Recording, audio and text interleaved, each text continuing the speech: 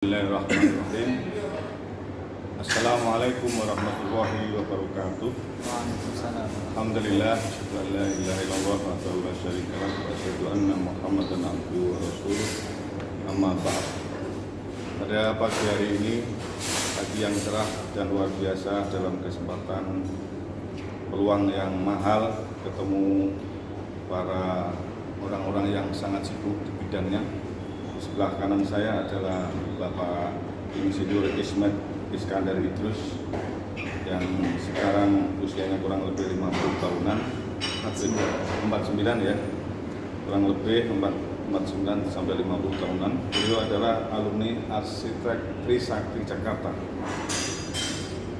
Terkait dengan One More, beliau adalah 001 di tanah Jawa, bisa kita panggil dengan Tanah Jawa Empire.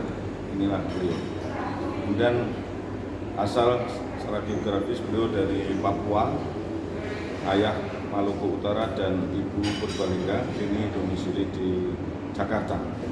Kemudian ada yang di depan saya ini, beliau adalah Bapak Dr. Gintoko, kandidat profesor. Mudah-mudahan pada tahun ini kita doakan bersama-sama beliau keluar profesornya. Beliau adalah PhD atau doktor dari farmasi Guangxi Medical University China. Kemudian kini dipercaya sebagai dosen Universitas Ahmad Dahlan Yogyakarta. Beliau juga diam-diam pemegang 3 hak paten granted, 2 hak cipta dan 2 merek. Beliau juga getol di bidangnya, yakni tentang herbalis. Beliau produsen 70 item herbal.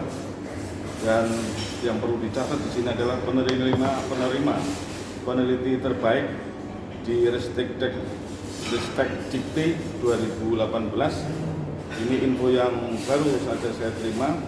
Beliau dapat kucuran dana dari Danais untuk riset herbal di Indonesia sejak 2021 dan 5 tahun ke depan itu ada dana 10 miliar.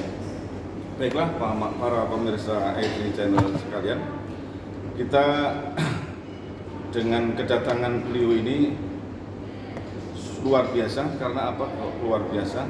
Saya di YouTube sebelumnya, bahkan di offline pun pernah dengar sekali pemaparan beliau dari Pak Ismet, dan beliau adalah penerima dalam waktu kilat kurang lebih 10 bulan ada dana yang masuk ke rekening beliau hasil usaha jeripayah di One More ini adalah kurang lebih 1,5 miliar atau tepatnya 1.474.088 rupiah atau 1,5 miliar. Baiklah, kepada Pak Ismet, saya senang ketemu Anda pada pagi hari ini. Coba bisa diceritakan, karena kita tidak boleh lupa dengan sejarah ya, jas merah.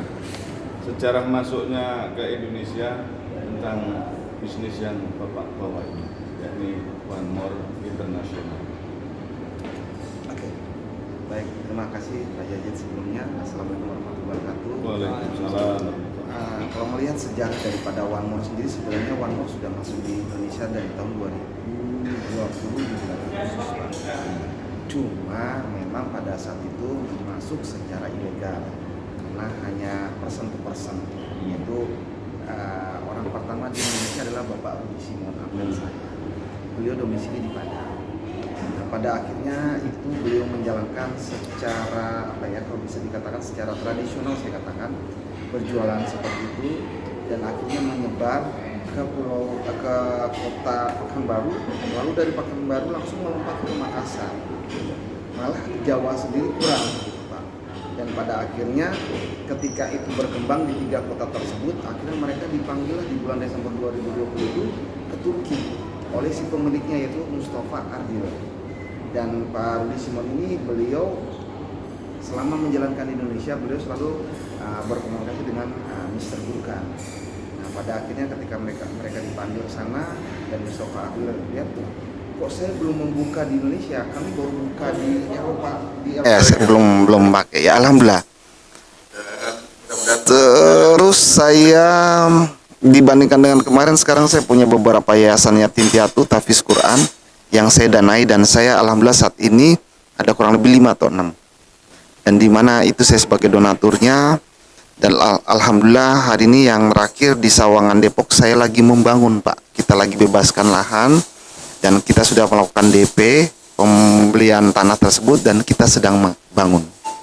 Ya, insya Allah, makanya di bisnis ini, karena ini sebuah rezeki, sebuah kebarokahan yang Allah berikan kepada saya kembalikan lagi kepada yang di atas, yang pemiliknya, dengan cara bersedekah tadi.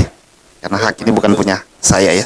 Untuk season ini yang kalau itu dalam kaitannya dengan revolusi industri 4.0, keberadaan Warmor ini akan lebih bisa diterima lagi Ya, jadi begini. Ketika saya kemarin dari Eropa dan saya melihat ternyata orang Eropa kenapa welcome terhadap produk kami?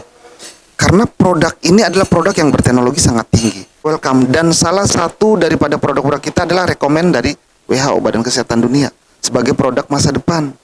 Yang kedepannya nanti 2025 atau 2030 dicanangkan sudah tidak lagi orang-orang mengkonsumsi obat lewat mulut karena akan berefek panjang atau resiko.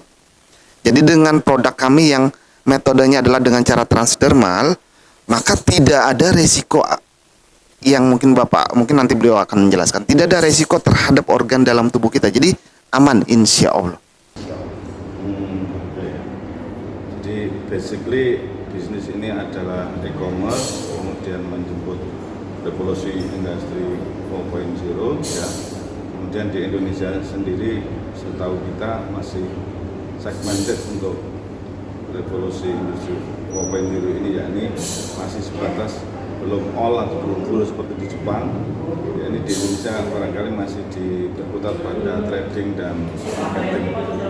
Kembali ke narasumber yang kedua, beliau adalah Dr. Kintoko ya. Selamat pagi Dokter. Dengan kesibukan Bapak Dokter yang sedemikian. Terima kasih. Assalamualaikum warahmatullahi wabarakatuh. Bapak Ibu yang berbahagia, saya Kintoko dan hari ini saya senang bertemu dengan orang-orang hebat, Pak Ismet, Pak Yazid, dan tentu Bapak Ibu sekalian yang menyaksikan channel tayangan ini. Jadi bicara tentang teknologi transdermal itu satu teknologi yang intinya bagaimana obat itu masuk ke dalam tubuh kita tidak melalui jalur-jalur yang lazim digunakan seperti lewat mulut, kita sebut dengan istilah peroral. Nah, transdermal ini memiliki banyak keuntungan ya Pak Ismet ya. Misalkan tadi Pak Ismet sudah menyinggung kenapa sih transdermal itu lebih disukai oleh orang-orang Eropa. Ya karena memang transdermal itu resikonya kecil atau efek sampingnya bahasa sekarang itu kalau di dalam pengobatan itu namanya ADR ya, adverse drug reaction.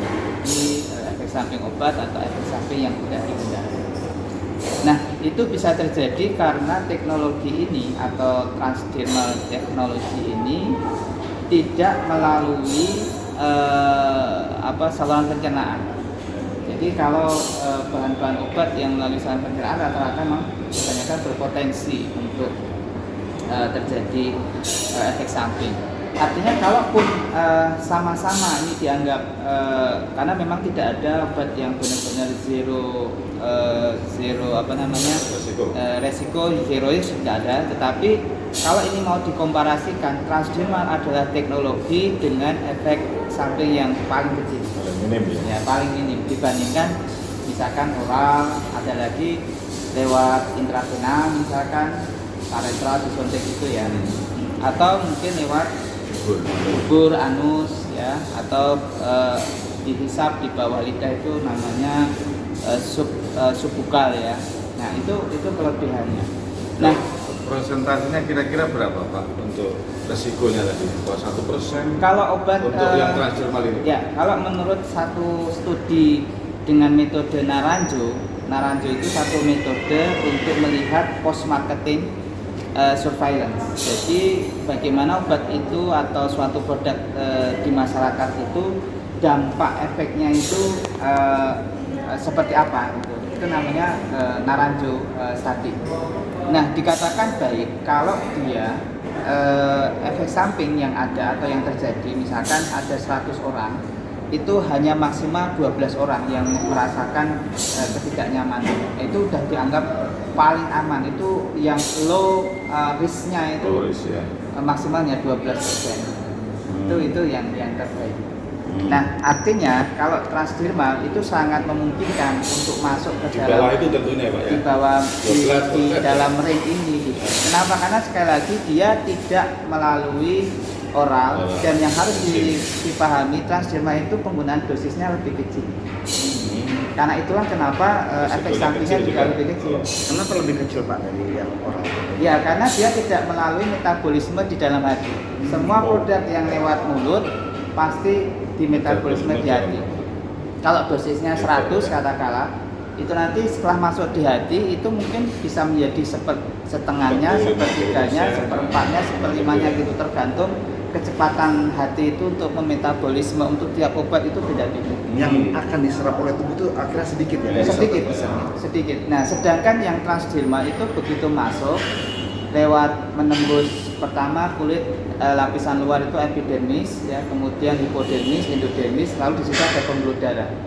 Jadi langsung masuk seret, kemudian langsung kena di pembuluh darah, langsung menyebar ke seluruh tubuh. Dengan teknologi nano one more ini ya. Ya, artinya transdermal itu tidak melalui proses metabolisme. Gitu. Ya, karena tidak ada metabolisme maka dia lebih aman. Gitu. Dosisnya juga lebih tidak terjadi perubahan. Lalu yang terakhir, kelebihan dari produk ini zat aktifnya tidak mengalami kerusakan. Beda dengan yang oral. Kalau oral dia masuk ke dalam lambung, nanti di situ ada asam. pH asam klorida di lambung itu kan di bawah 3, itu sangat asam sekali. Sehingga beberapa zat aktif kalau masuk ke dalam lambung kita, kalau dia dia tidak sangat sensitif terhadap asam, amjar istilahnya, zat aktif itu rusak gitu. Kalau rusak berarti yang kita makan apa kemudian? Bukan obat lagi atau bukan sesuatu yang manfaatnya bermanfaat. Ya. Atau plus merusak dinding-dinding perut besar itu ya? Kalau rusak belum tentu, tapi kalau dia dirusak jelas. Wow. Dia dirusak oleh asam lambung bagi zat aktif yang sifatnya sensitif. Sehingga tidak efektif. Itulah Ya?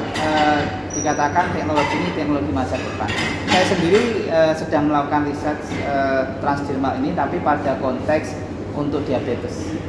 Jadi menurunkan kadar gula darah tidak lagi lewat oral tapi lewat ditempelkan.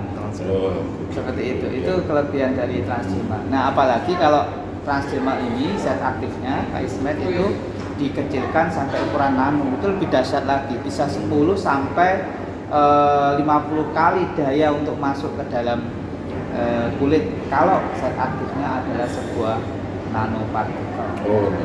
Kalau kita memang Pak, kita sudah di atas nano, kita silver ion. Silver ion itu di atas nano ya? Kalau nggak salah kita sudah 1000 Pak. Oke. Iya. Tapi menarik ya. Menarik.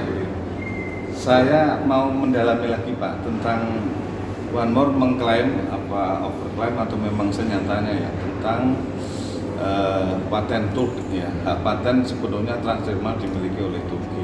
Dalam hal ini perusahaan One More Internasional. Kemudian bagaimana kita melacak kebenaran ini ya? Menurut dokter gimana? Ya, jadi kebetulan saya adalah drafter paten nasional dari LIPI. Dulu saya mendapatkan sertifikatnya dari LIPI, kemudian dari Japan Patent Office di Jepang ketika saya ambil kursus tentang hak kekayaan intelektual. Jadi begini, paten suatu negara itu didaftarkan di negara tersebut. Katakanlah ini produk-produk yang di One More itu dipatenkan oleh pemilik dari produk ini di negaranya. Tetapi Turki itu kan masuk anggota dari WIPO. WIPO itu World Intellectual Property Organization. Jadi otomatis bisa kita lacak produk ini atau nomor pengajuan patennya secara internasional itu di situsnya WIPO. Nanti tinggal kita cari search itu, dan beberapa produk-produk dari Indonesia juga ada yang masuk di WIPO gitu. Jadi negara-negara yang sudah menjadi anggota WIPO berarti kelas produknya itu kelas produk internasional, karena dia dipatenkan di negaranya, tetapi terindeks istilahnya di WIPO yang Turki adalah salah satu member atau anggota dari WIPO. Karena tidak semua negara, ada beberapa yang belum masuk, seperti Somalia itu nggak masuk. Kalau Indonesia sudah masuk, bahkan Indonesia punya perwakilannya di WIPO. Ya, termasuk Turki ada perwakilannya. Pada saat saya pelatihan di Jepang itu tentang paten ini, salah satu dari delegasi yang dari Amerika Latin waktu itu mengatakan juga teman-temannya yang di WIPO itu ada yang dari Turki. Jadi saya dapat infonya dari sana. Artinya Turki benar-benar sudah menjadi negara yang produk-produknya itu bisa diterima secara global. Dari sisi kalau paten itu kan menguji kecanggihan teknologi, istilahnya seperti itu. Bisa katakan yang punya saya sendiri saya sudah ada 3 gitu. Itu berarti sudah diakui secara ini. Sama dengan produk-produk ini, ketika dia sudah punya patent, berarti sudah ada satu tim pemeriksa paten di negaranya ya, yang menilai produk ini memang produk dengan kecanggihan teknologi atau keunggulan di bidang teknologi tertentu. Salah satu Transima itu menurut saya. Kalau boleh tahu 3 paten granted yang Bapak punya itu apa? Yang pertama untuk penyembuhan luka pasca operasi misalkan, atau luka diabetes. Untuk recovery. Ya, recovery itu kami juga pakai teknologi gelling agent, itu juga bagus ya. Kemudian zat aktif dari akar belimbing itu juga bagus untuk diabetes. Kemudian yang satu lagi itu teknologi untuk ini pengobatan diabetes. Jadi 3 itu. Oke, terus ke depannya Pak, untuk kemajuan riset Bapak barangkali karena Bapak sedang mempersiapkan untuk penganugerahan profesor Bapak, adakah link atau matching yang bisa diharapkan herbal yang spesifik Bapak tekuni di dalam ini dengan produk One More yang ada di Turki? Minimal Bapak mungkin punya niatan atau apa, sudahlah saya kepingin datang ke kantornya, siapa tahu bisa Boleh, bisa saya kenalkan dengan direkturnya. atau bisa bincang-bincang sama ownernya. Siapa nih? Beliau adalah farmakolog Indonesia, kan membawa nama baik Indonesia, harum Indonesia, sehingga pemasaran Indonesia terus bahwa Indonesia ditunjuk untuk gudang dan pabrikan di Asia Pasifik, makin percaya beliau sebagai owner Pak Mustafa Arjun ya. Terima kasih. Barangkali Ya, ada Pak? ya, jadi gini, jadi Indonesia dengan Turki ini kan sejarah panjang persahabatannya kan sudah lama sekali. Sejak Sultan Aceh Ya, sejak Sultan Aceh di sejarahnya kan seperti itu. Iya. Jadi kita ini sejarah lama ya. hanya melanjutkan saja, gitu. Oh, gitu. Melanjutkan dan melestarikan. Jadi Oke. saya sangat berharap nanti lewat Pak Ismet Amin. kita bisa membangun sampai sana ya Pak ya. ya kan kolaborasi. Kolaborasi. Dan Sip. memang betul bahwa teknologi masa depan untuk terapi itu ada di dalam Transderma. Oh, Gitu. Dan saya luar sudah biasa. memulai hanya di bidang diabetes. Nah, mungkin nanti bisa kita kolaborasi dengan Pak Mustafa ya, Mr. Mustafa Ya, ya. Mustafa Adil ya. Yang Owner ini akan menguatkan lagi persahabatan kita tentunya lewat tidak hanya di konteks trading ya, tetapi sampai kepada researchingnya, sampai kepada bahwa dua negara ini adalah sudah seperti satu logam itu dua sisi mata uang. Ya, mata uang dengan 2 sisi ya. Kalau nggak Turki, Indonesia kurang lebih seperti itu ya. Itu harapan saya Pak Ismet, Pak Yazid, semoga ini kebersamaan ini benar-benar meyakinkan kepada kita bahwa Transderma adalah teknologi masa depan. Amin. Dan Sudah terbukti juga manfaatnya serta keunggulan-keunggulan Transderma tersebut dalam upaya untuk mengembangkan derajat kesehatan masyarakat, tidak hanya Indonesia ya, tapi visi One More saya kira internasional, untuk menyehatkan seluruh masyarakat dunia ini. Luar biasa.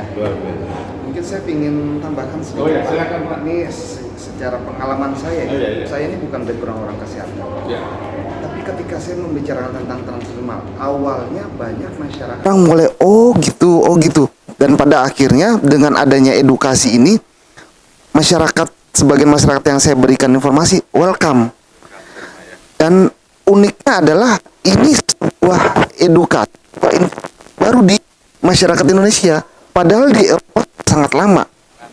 Nah, sebab itu inilah yang membuat percepatan bisnis saya boom berkembang. Nah, pertanyaan saya kepada Pak Doktor ya, Pak, ke depan apakah nanti Indonesia bisa menjadi juga seperti di Eropa yang mindset kan sekarang kebanyakan orang sakit dikit rumah sakit, sakit dikit obat kimia dan sebagainya. Apakah ini bisa lama-lama menggeser mindset ini menjadi orang akhirnya lebih welcome terhadap transdermal lah ya mungkin. Kira-kira menurut Pak Dokter Saya gimana? sangat mungkin karena memang tapi semua tergantung dari proses edukasi secara masif ya. Baik dengan berbagai teknologi media massa, media sosial, media cetak dan sebagainya. Dan memang itu harus dilakukan secara sistematis, terstruktur dengan program-program yang inovatif, kreatif sehingga masyarakat akan menjadi terbuka dari cara atau teknologi transdermal ini. Kalau tadi Pak Ismail mengatakan kenapa di Indonesia ketinggalan gitu ya teknologi ini, ya karena memang mindset orang Indonesia itu kalau enggak disuntik itu belum berobat namanya. Kalau enggak minum obat itu berarti namanya belum berobat. Padahal tadi sudah disampaikan oral itu lebih banyak mengandung resiko efek samping dibandingkan yang transdermal gitu kan. Nah yang terakhir begini, jadi ada satu data yang ditulis atau dikeluarkan oleh Kementerian Kesehatan dalam kurun waktu 2 tahun 2014 sampai 2016 ya. Angka kesakitan penduduk Indonesia itu justru meningkat sekitar 100 juta orang dalam kurun waktu 2 tahun. Berarti 1 tahunnya kan sekitar 50 juta orang sakit. Padahal upaya-upaya kesehatan itu kan terus dilakukan dengan dana yang cukup besar dari BPJS dan sebagainya. Pertanyaannya loh, di mana salahnya gitu? Karena dana semakin besar, mestinya kan derajat kesehatan semakin baik, yang ke rumah sakit semakin sedikit. Tapi ternyata tidak. Saya punya datanya itu dari Kementerian Kesehatan 100 juta dalam kurun waktu hanya 2 tahun dari 2004. Kalau begitu Pak, ada challenge untuk One More ini keberadaannya di Indonesia, minimal di rumahan-rumahan keluarga besar kita itu ada semacam kotak obat P3K yang isinya PNJ atau One More, sehingga meminimalisir orang ke rumah sakit gitu loh. Jadi semua serba ditempel-tempel, oke, tempel-tempel, sembuh gitu ya. Ya, itu yang diharapkan kalau itu sudah sampai kepada setiap rumah adalah One More, itu sangat mungkin akan terjadi seperti itu. Meski ini butuh waktu dan butuh satu proses edukasi secara sistematis, terstruktur dan masif yang penting. Masif itu artinya setiap orang harus mendengar ini. Dengan media apa ya? Yang salah satunya ya media sosial memang harus digencarkan lagi tentang One More ini sebagai salah satu teknologi terkini di dalam proses pengobatan dalam rangka untuk menjaga kesehatan masyarakat. Sekali lagi tidak hanya Indonesia ya, tapi juga masyarakat dunia. Oke. Itu Pak Yasin. Sebelum masing-masing punya closing statement, saya kasih waktu. Di sini ada satu yang tertinggal menurut saya, kesan bahwa hubungan bilateral Turki Indonesia itu Turki saudara tua kita menyebutnya Indonesia itu brother. Jadi mungkin ada di balik pesan, coba sana saudara kita yang ada di Indonesia dikenalkanlah dengan produk ini. Ini ternyata Mr. Gurkan ya tiba-tiba cari leader di Indonesia untuk mensosialisasikan ini sehingga transdermal membahana, diterima, membumi di Indonesia, diterima atau welcome oleh masyarakat Indonesia. Barangkali itu yang bisa saya garis bawahi tentang berada dari betapa suara hati. 50 juta atau 500 juta per tahun? 50 juta per tahun 50 juta per atau tahun. 100 juta dalam kurun 2 tahun, Oh. 2014-2016. Oh gitu, 2014-2016. Ya Oke. itu saya apa Riset. pengambilan Ah. bukan itu dari Kemenkes kalau Oh, data Kemenkes itu. ya. Cuma interpretasi data itu Mm-mm. di satu sisi dananya makin besar tapi kok angka kesakitannya juga makin meningkat. Ya. Why? Ya, saya menginterpretasikan itu kemungkinan justru Nggak apa kena ini? efek samping dari pemakaian Dari obat itu oral sendiri. medicine tadi. Iya, karena kebanyakan kita oral medicine. Ya, kebanyakan Oke. bisa dikatakan 90% lebih lah. Oke.